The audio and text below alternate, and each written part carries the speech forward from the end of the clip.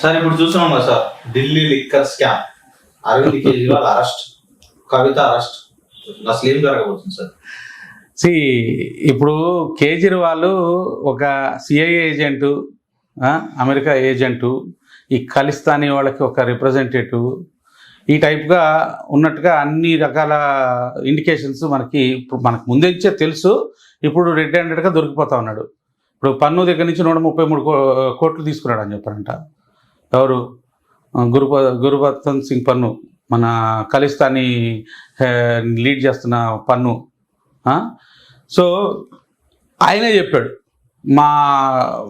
మా వాళ్ళు జైల్లో ఉన్న వాళ్ళని విడిపించడానికి డబ్బులు అడిగి తీసుకున్నాడు కేజ్రీవాల్ అని చెప్పని. ఇప్పుడు కేజ్రీవాల్కి సపోర్ట్గా విదేశీ శక్తులు దిగుతున్నాయి. సో బేసికల్గా ఈ క్యాండిడేట్ వాళ్ళ దగ్గర నుంచి ఫండ్స్ తీసుకొని ఇంత సపోర్ట్గా పార్టీని పెట్టి నడిపిస్తూ ఉన్నాడు. అయితే వీళ్ళు ఏమనుకున్నారంటే, మాకు విదేశీ శక్తులు మన చేతుల్లో ఉన్నాయి, వాళ్ళ చేతులు వెనక కింద కోర్టులు కూడా వాళ్ళకి స్టూజెస్ ఉన్నారు మన కోర్టులలో, వాళ్ళని యూజ్ చేసుకొని మనం ఎట్లయినా బయటపడచ్చు, ఏ తప్పు చేసినా. వాళ్ళు చూడండి ఎంత తెలివిగా చేశారంటే, వీళ్ళకి సపోర్ట్ చేసిన వాళ్ళని ఎవరితోటైతే వీళ్ళు స్కాములు చేశారో వాళ్ళతోటి బీజేపీకి కూడా ఎలక్ట్రల్ బాండ్స్ త్రూ కొంత మనీ పంపించి, ఇప్పుడు ఎలక్ట్రల్ బాండ్స్ త్రూ బీజేపీకి ఇస్తే, పార్టీకి ఇస్తే వాళ్ళేం నో అనరు కదా పార్టీకి ఇచ్చినప్పుడు. సో ఇది వీళ్ళ ముందే, అంటే వీళ్ళు రేపు ఇరుక్కున్నా కూడా మనం బయటకు రావాలని చెప్పంటే వాళ్ళ మీద, అవతల పక్క పార్టీ మీద అపాండం వేసి బయటకు రావచ్చు, కోర్టులో మనం రిలీఫ్ తెచ్చుకోవడానికి అని చెప్పని వీళ్ళు ముందే ప్లాన్ చేసి వీళ్ళన్నీ ఈ స్కెచ్లన్నీ ఫారిన్ కంట్రీలో తయారు చేస్తారు. ఈ స్కెచ్లన్నీ, ఈ టూల్ కిట్ అంతా. సో కాకపోతే ఈసారి ఏం పప్పులేం ఉడకవు. నేను అనుకోవటం, నా ఎస్టిమేషన్ ఏం జరగబోతుందంటే, ఇప్పుడు వాళ్ళ వైఫ్ నుంచి చీఫ్ మినిస్టర్ చేయాలని ట్రై చేస్తున్నాడు. సో ఇప్పుడు బీజేపీ స్ట్రాటజీ ఎలా చేస్తాడంటే, అమిత్ షా స్ట్రాటజీ నేను ఆయన చాలా స్టడీ చేస్తూ ఉంటాను కాబట్టి, ఈ పార్టీలోనే చిచ్చు పెడతారు. ఏంది వాళ్ళ వైఫ్ ఏంది, మిగతా వాళ్ళు ఇప్పుడు ఇన్ని రోజు నుంచి పార్టీలో ఉన్నవాళ్ళు వాళ్ళ పరిస్థితి ఏం చెప్పని వాళ్ళు ఒకళ్ళకొకళ్ళు నేనంటే నేను చీఫ్ మినిస్టర్ అని చెప్పని వీళ్ళు వెనక నుంచి ప్రాపప్ చేసినా చేస్తారు. ఫైనల్గా ఆమ్ ఆద్మీ పార్టీని ఎరగొట్టాలని ప్రయత్నం జరుగుతుంది. ఇప్పుడు ఆమ్ ఆద్మీ పార్టీ పంజాబ్ సపరేట్ అయ్యే అవకాశం కూడా ఉంటుంది.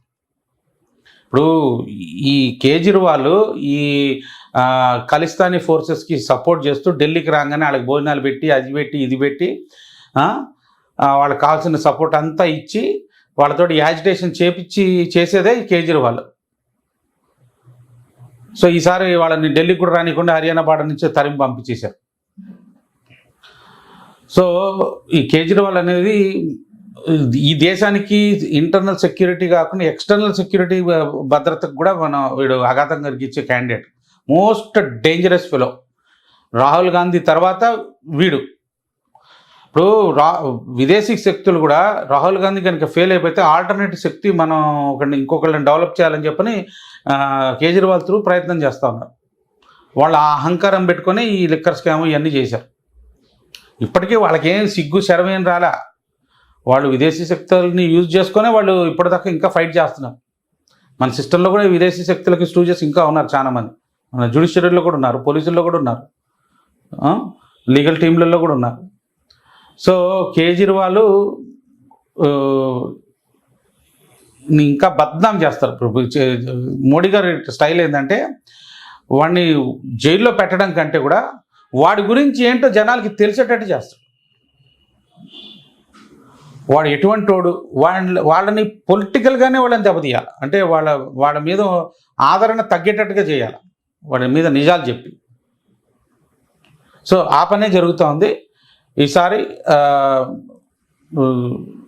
కేజ్రీవాల్ ఇట్లా చేయటం వల్ల పంజాబ్లో బీజేపీ స్ట్రెంత్ పెరిగిపోతా ఉంది.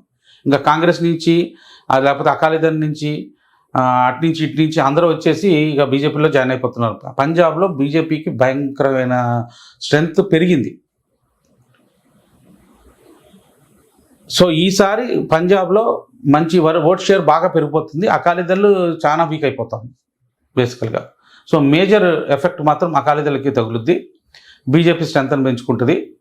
తర్వాత after elections, most likely before Delhi elections, ఈ ఆమ్ ఆద్మీ పార్టీని విరిగిపోయే అవకాశాలు కనపడతా ఉన్నాయి నాకు. జై హింద్.